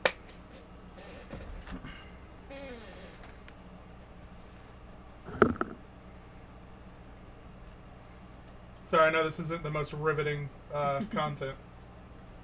No, I'm enjoying my time right now. Sally Ann, what's your mom and dad's name? Sally Ann's the older one, right? Yes. Okay, sorry. So many names, it's hard to keep track of. Oh, yeah. Sometimes. Well, my mom, her name was Terry, and my dad's name was Greg. Okay. That she didn't pause. I was waiting. I paused so you could write down the Thank you. information. And Mary Ann, what about yours? I don't. I lived with my uncle. Okay. What was your uncle's name? His name was John. Okay. She's a little more distraught. You can tell she's having a harder time dealing with this than the rest of them. Did any of you guys hear anything the night your parents went missing? Terry, the little boy. I said his name was Terry, right? Yes. He's wandered off. He's Okay. not. And Sally Ann says, "I heard kind of a hissing. That's what woke me up, and I found out our house was empty." And Mary Ann's kind of staring off into space. Okay.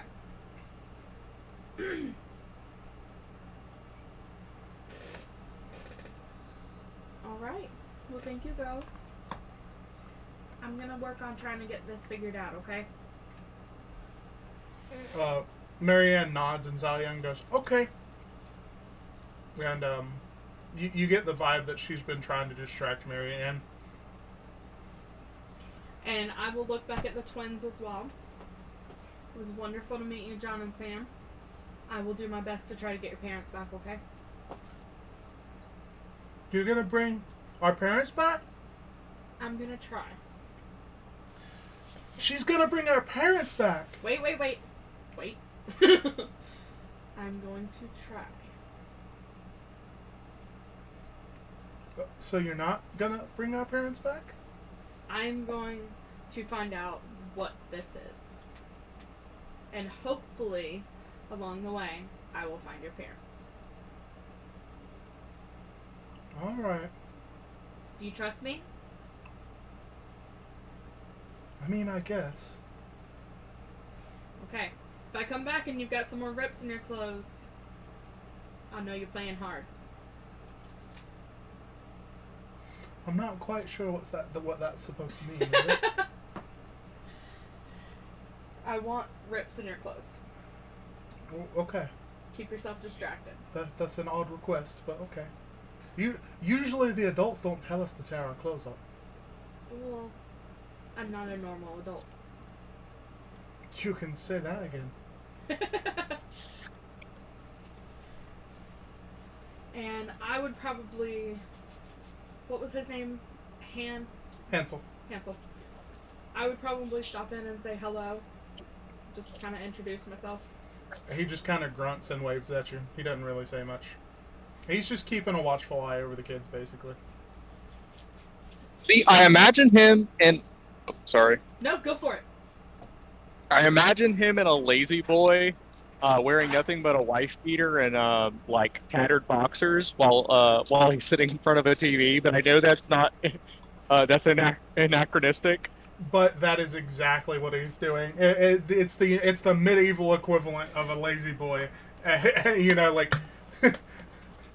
What is he watching? Is he just like watching the kids, but like he's watching a TV? Basically, yeah. That's awesome. He's in a different room. It's just like a cutout in the wall that looks like a TV. I have one of those. Yeah, you do. Mortimer, back to you. We were looking at alchemist flasks, right? Or Molotov cocktails. Yes. So, you should have... Sorry, go ahead.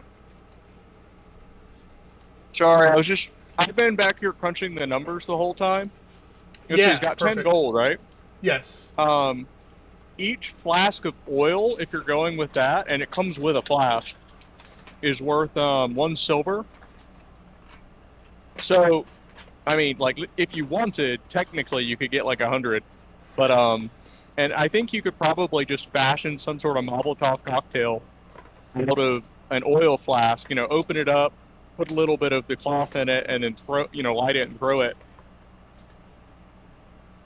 I'm thinking Probably of have doing that, and I'm also planning on not emptying some of the flasks, but like halfway-ish for the bigger bottles, for like bigger explosions.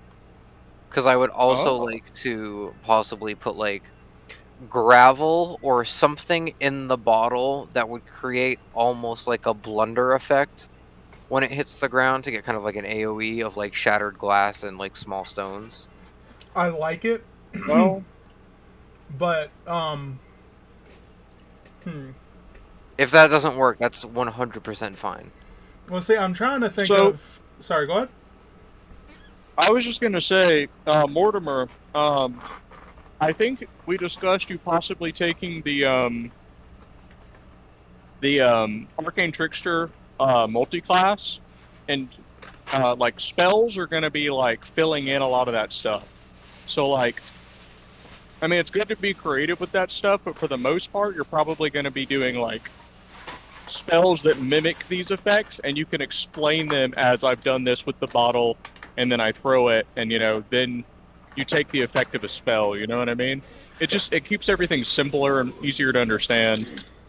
Arcane Trickster, unfortunately, is something that I would have to pay for on D&D Beyond, so we were trying to work around it because I don't have access to the interface for it.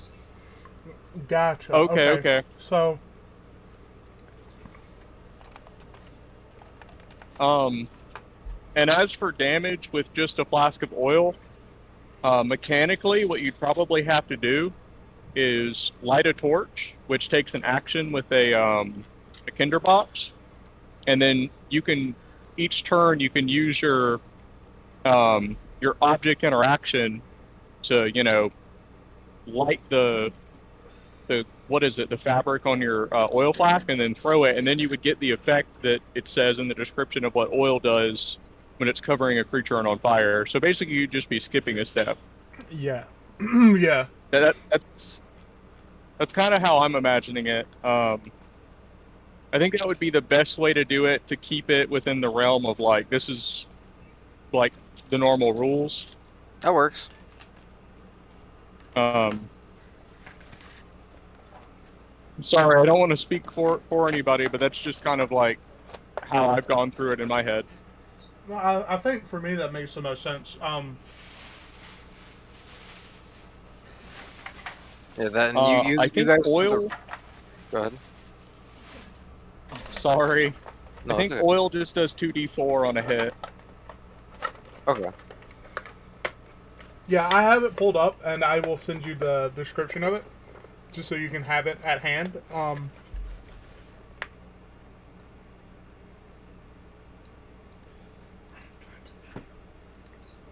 Yeah, you guys know the rules a lot more than me, like significantly more than me. So whatever you say goes. I'm not even gonna like second guess it. So, treating the improvised any damage for. Okay, so it says they take an additional 5 damage. So completely honestly, 5 damage is just the average of 2d4. I would say it would be up to you, Kane, if you want it to deal 5 damage or 2d4.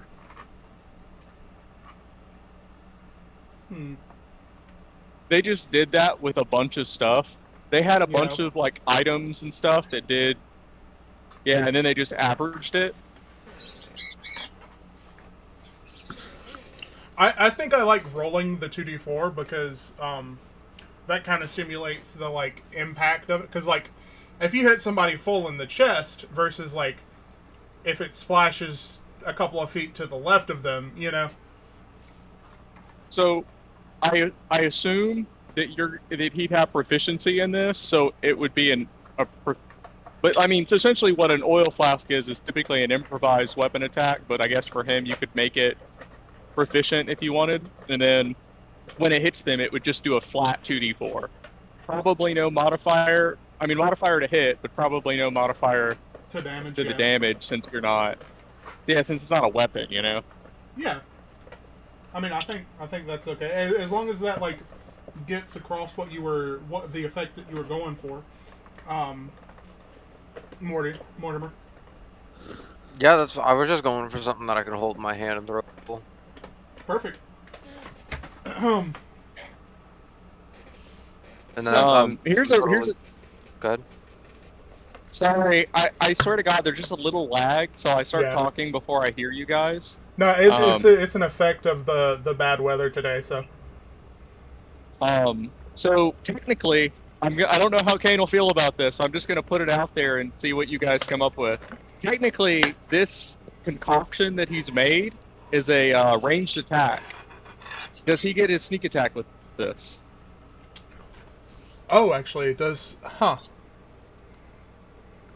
I mean, I guess it depends on the exact wording of sneak attack. So like, for example, if he had advantage for like if he was unseen and he hit him with it, as long as it's a ranged or finesse attack, I think it's. Typically it is, but this is not usual. I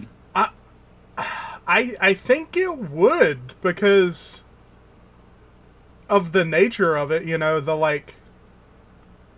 I mean, anybody's going to be surprised if they get hit with a bottle of fire, Yeah, I think that this is good because it'll make you able to play your character the way you want to play your character. So like, you can deal the acid damage, you can deal the fire damage, and you get sneak attack stuff like that on there, which is I think going to be really good. Okay. But awesome. Damn, yeah. Okay. Sorry. So, as a party, did y'all discuss which path y'all would like to take? to actually leave the city now that y'all have done some preparations? All Wolfram really needed to do was get like a shield. Um, but yeah, he'll meet back up with the party. Where are we meeting up? I assume like somebody. How about we meet back up at the inn that we were at, Okay. or Adric's house or something? Adric's house is probably the best, I would think, but again, that's up to y'all. Yeah, Yes. let's just say we're gonna meet back up at Adric. Sorry, go ahead. Oh no, I was just agreeing with you. All right, yeah, Wolfram is already sitting back there when you guys arrive because his errands took like 5 minutes. Yeah. So, Wolfram, you probably have already met her then, which is a shock. As you walk in, Mortimer, and see sitting at the kitchen table, kind of waiting for everyone to get back, is Adric, Wolfram, and Mortimer, your sister, is sitting at the table having a conversation with Adric and Wolfram. Yo! There's probably a fully cooked bird sitting on the table. It's not as nice and neat as Connor's cooking. It looks like it was just like a stick was shoved through it and then it was like charred over a fire. But Wolfram is just sitting there silently eating the bird. That checks out. So, sorry, getting pictures just to make sure that I can send them appropriately. Sitting, Raina, you get back about the same time that Mortimer does, and sitting at the table is Wolfram, Adric, and Mortimer's sister. Mortimer has a sister? Mortimer has a twin. What? So Mortimer walks in. He like his you don't see his mouth open, but you see his beard get like slightly longer as his jaw drops. And then he opens up his arms really wide and he goes, "Molly!" And for a big ol' hug. Hey, Morty! I didn't know that you were in town! And she goes in for a big hug as well. I have just uploaded pictures into the character info of her. It is strange that Adric did not mention this to her.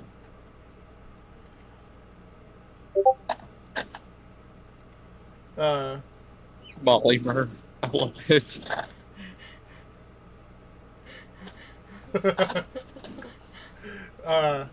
This might be the best thing to happen to me all week. This name was not my idea. I love it. Well, a little insight. The campaign that Wolfram and I played in together for a long time, there was also another character named Molly Mort, M-O-R-T. And like when we were talking about the character, my brain immediately did that dumb shit where it was like, put two things together because funny, and I was like, Mortimer, Mollimer. No. This is absolutely fucking brilliant, and I am beside myself right now. I'm glad. So she looks at Adric and she says, "Yeah, as you know, as you mentioned, why didn't you tell me Mortimer was here?" And Adric Adric kind of looks down into his cup and he goes, "Oh, must have forgotten." He's got a lot on his plate. It's all right. Yeah. Yeah. Yeah, you get the vibe that he's been either overwhelmed or drunk for the past, like, 3 days. In the background, Wolfram just carves a little bit more off of this large bird with a large knife and just kind of puts more onto Adric's plate. Adric doesn't even... He just it's this, like, robotic thing where he's eating and taking forkfuls but he doesn't realize that he's out of meat on his plate and continues. He gets like 3 empty bites before you get the food on his plate, and then continues to eat. I love him. Um, He's having a rough time. It's all right. but you also notice, Wolfram, you noticed this first, as you were here first. Adric has cut his hair. It is in the form of a mohawk that is braided down the back of his head. And he's like shaved his hair down. And you can see some like warrior marks, tattoos of a warrior on his scalp that mark him as, you know, like a frontlines fighter, pretty much. Because back in his day, he was. And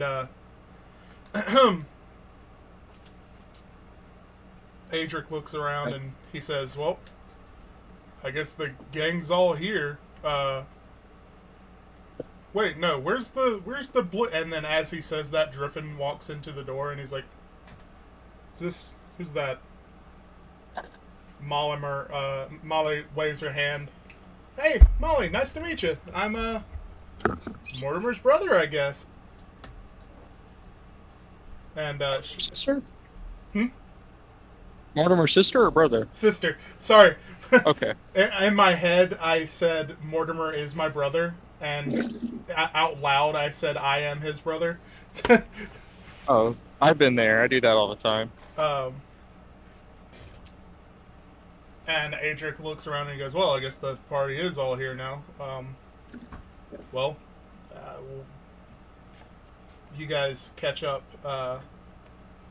Driffin, on what you discovered and talk a little bit about, you know, what the plan is." And Adrix looks around at you all and he says, "Well, one of you already knows her, obviously, but this is Molly. We served together a long time ago.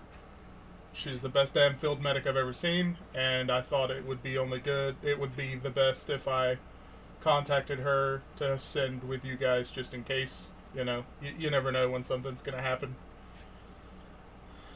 And, well, it's always good to have somebody who knows their way around a tourniquet." We definitely appreciate that. Hello, Molly. Jesus. Very nice to meet you. She smiles and waves at you. It's gonna be just like old times, eh, Maul? That's right. I can't. I'm surprised. Huh. Well, I mean, you always were the type to help everybody out who needed a hand.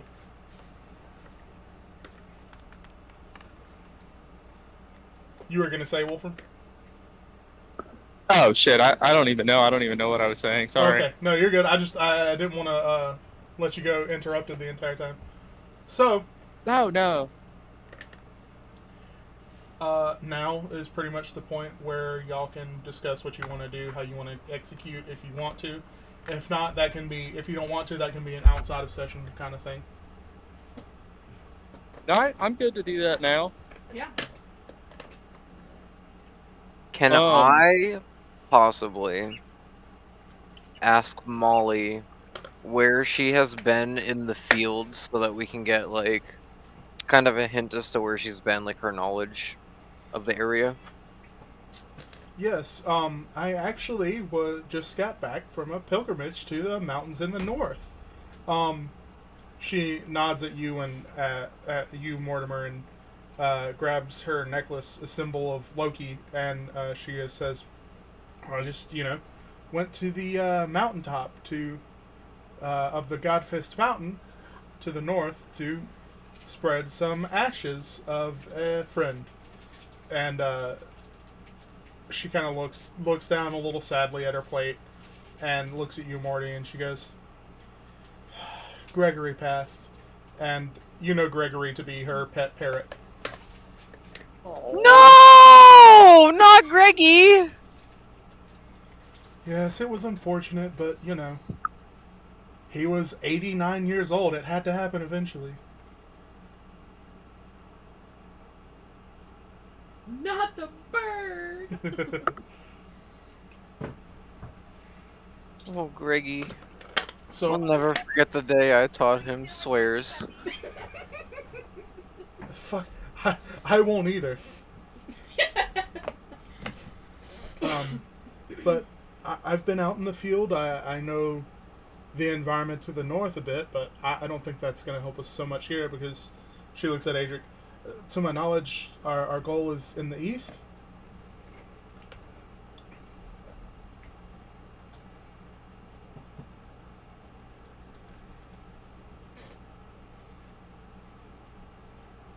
Yes. Yes.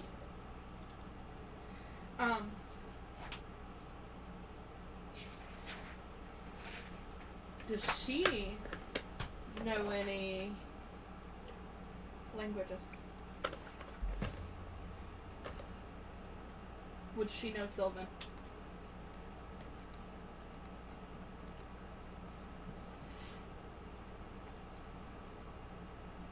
She does not know Sylvan. Dang it! Okay. I tried, y'all. Who knows Goblin? I taught her that. You're not wrong, but I still don't know how you learned Goblin. I A look man at of her. mystery, truly. Here, go ahead. I'm sorry. My bad. Go ahead. I just I look was at. making a joke. Oh, I gotcha. I look at Molly, and in Goblin, I say, "No one will ever know." Oh god. She just shakes her head and grabs the bridge of her nose like a disappointed parent.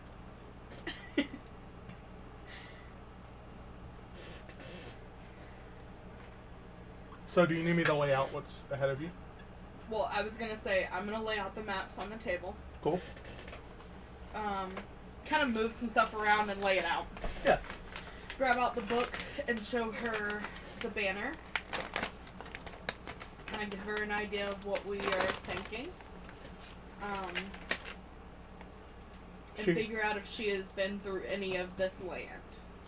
She sees the banner and she does recognize it, and she says, "Oh, that's. I'm pretty sure that's the banner of Tessin. I didn't ever think that he was real. Just a fairy tale boogeyman to scare men, to scare children." Okay. Wolf from says Texas Noir. I'm just kidding.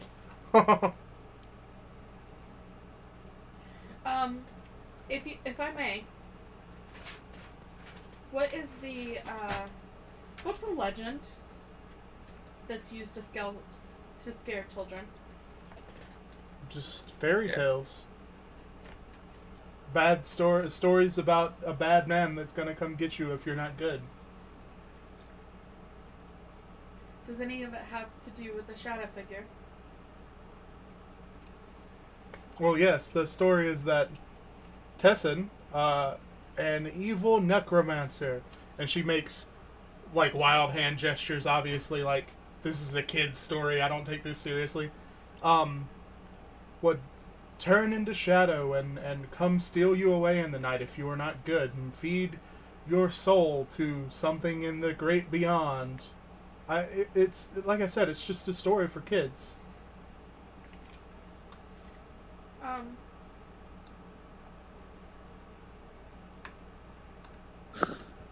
Mortimer clears his throat and he goes, "Molly, I hate to tell you, but the other night, we may or may not have encountered a couple of those." I'm sorry, what? Have you heard of anything that's been going on in the city? Just what Atrix told me, that people have been going missing. I didn't know until today. Okay. Well, I spoke with 5 of the kids that are not orphaned from this thing. All of them heard hissing. Correction. The twins, one of the twins heard hissing. The oldest girl heard hissing. The other two wouldn't give you any. That's true.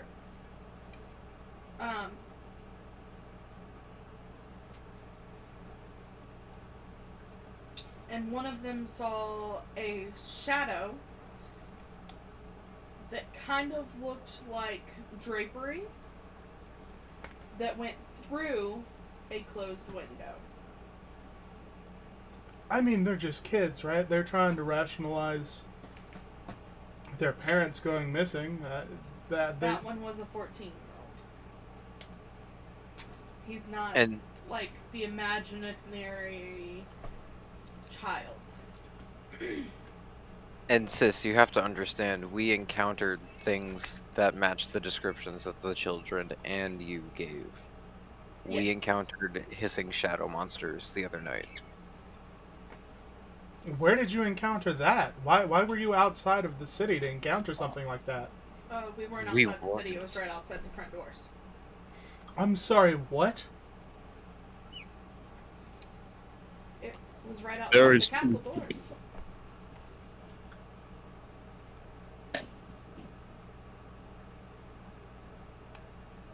I chased one down an alleyway, and then I did that trick that you showed me to turn a barrel into a hammer and beat the out of it. Ha ha!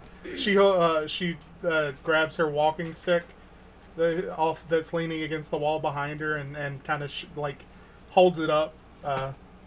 She goes, "I've been working on mine." You can see there's like a little metal latch on the end of her walking stick. That's very cool.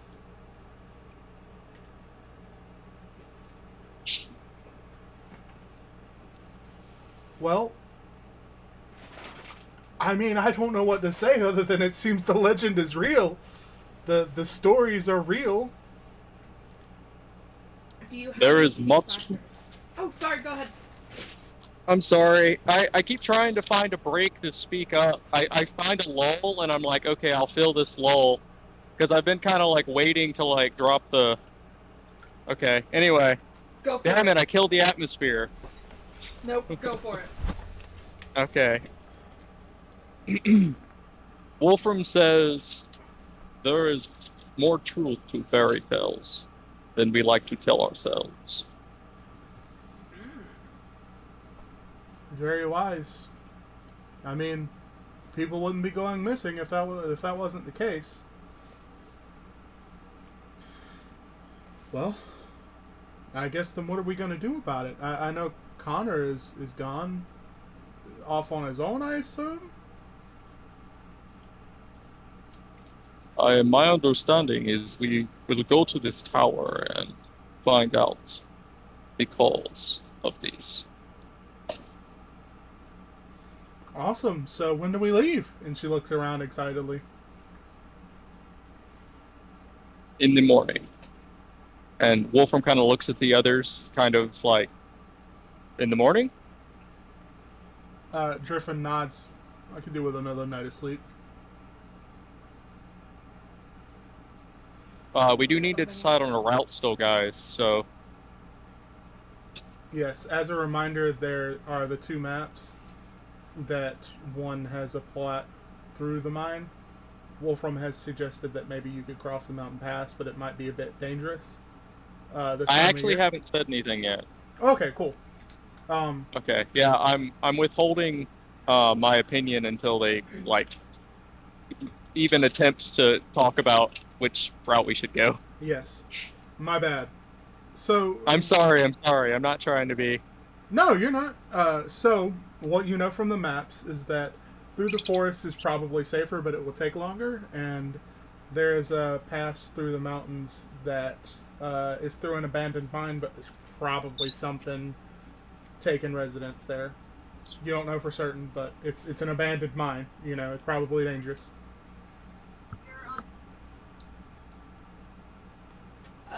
Well, I like a little danger.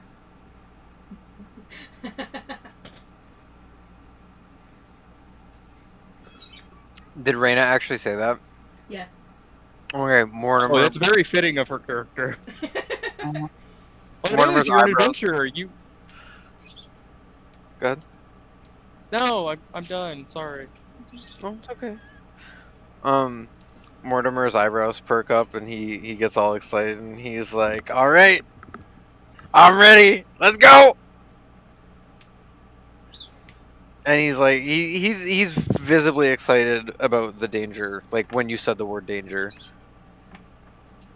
Would Wolfram be okay with this?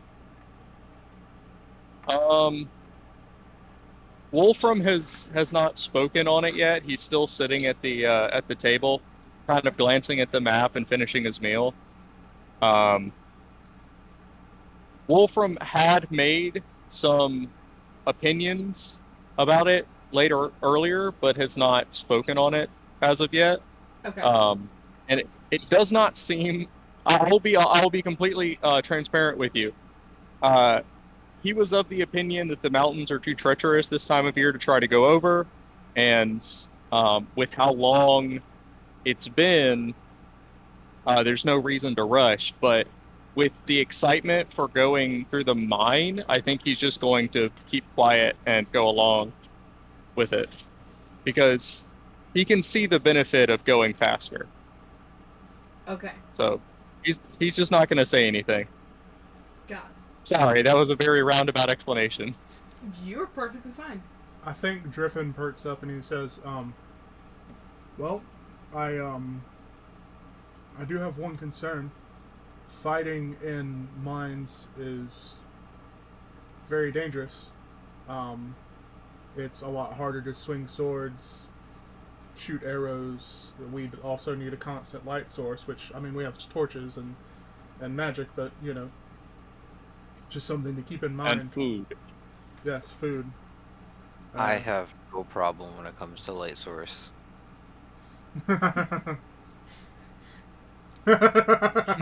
Just the... You have 90 pounds of oil, but one of the barrels is full of oil, isn't it? I plead the fifth. He just sounds like a 10-gallon oil drum with 8 gallons of water in it, walking around sloshing. Let's just say if someone accidentally bumps into him, he might fall over from the sheer weight that both of these guys are worth. Hell. Hell yeah. So He is definitely the slowest person in the party. Driffin says, combat and survivability are my concerns. What if there's a cave-in? What if we devote time and find a cave-in and have to double back? Those are just my concerns. Wolfram nods like Graffin's making some very good points, crosses his arms.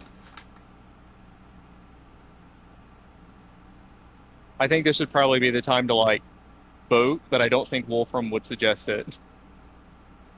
I would definitely suggest it.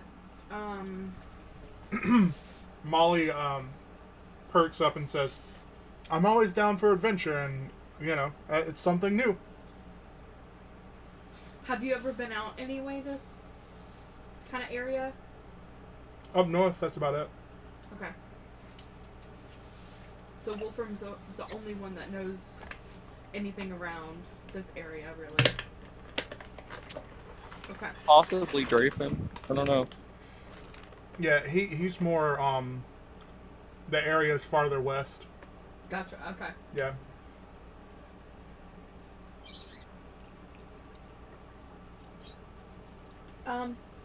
I think we should go ahead and take a vote on where we need to go. Shall we go through the mine, or do we want to go the safe route and take a little bit longer?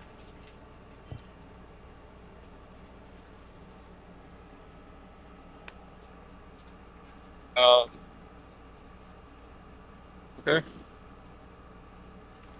I'm So yeah, I guess. Oh, go ahead. Driffin, I'm personally, I'd like the experience trying something new. I vote for the mines, as dangerous as it may be. Back in the day, they used to call me Mind Traveling Mortimer. I love Mortimer so much.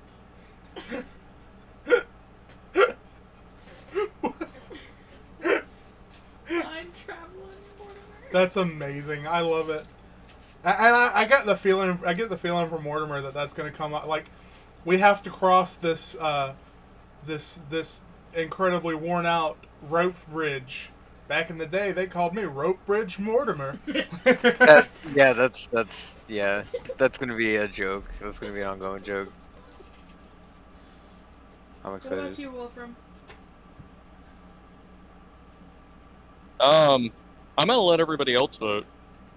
Okay. So, Honestly, I think the best way to go about it would be like all in favor of the mines, raise your hand. All in favor of, the forest, raise your hands. Let's do it that way. All Okay. in favor of the mines. Say Mortimer aye. Mortimer jumps up. Okay, so we've got Reyna. So I imagine it goes like this: Reyna, Drafen, and Mortimer. Does anybody else raise their hand? Molly? yes, I Yeah, think does she Molly does. raise her hand? Yes. Okay. Wolfram looks around at all of them that have raised their hand, and he just nods. What's the word for it? Resolutely? Not resolutely. And In consolation? In yeah, agreement? I guess so. Yeah, basically, like, I see that this is how it's going to be. I understand. It is well, essentially. You're submitting. You're just like, here it is. Yeah. It is what it is. Well, yeah. Essentially, he's like, all of them have voted for that. There is no reason for me to vote against them. I will go along with the majority. He's a team player. I like that. Okay. So, we're gonna go to the mines. All right. Well, you guys can go wrap up and call it a night. Okay, get a night's rest at the I forget what I called it. I think I called it the Brooks Tibbet Inn. I don't sleep. I just meditate. Tibbet's Brook Inn, whatever. Y'all go back to the inn and y'all rest for the night, and in the morning you can leave by the east gate. Sorry, I struggle with compass rows. The east gate, and set off about your journey. But I think for now, that's a good time to call it. It feels like as good a time as Okay. any.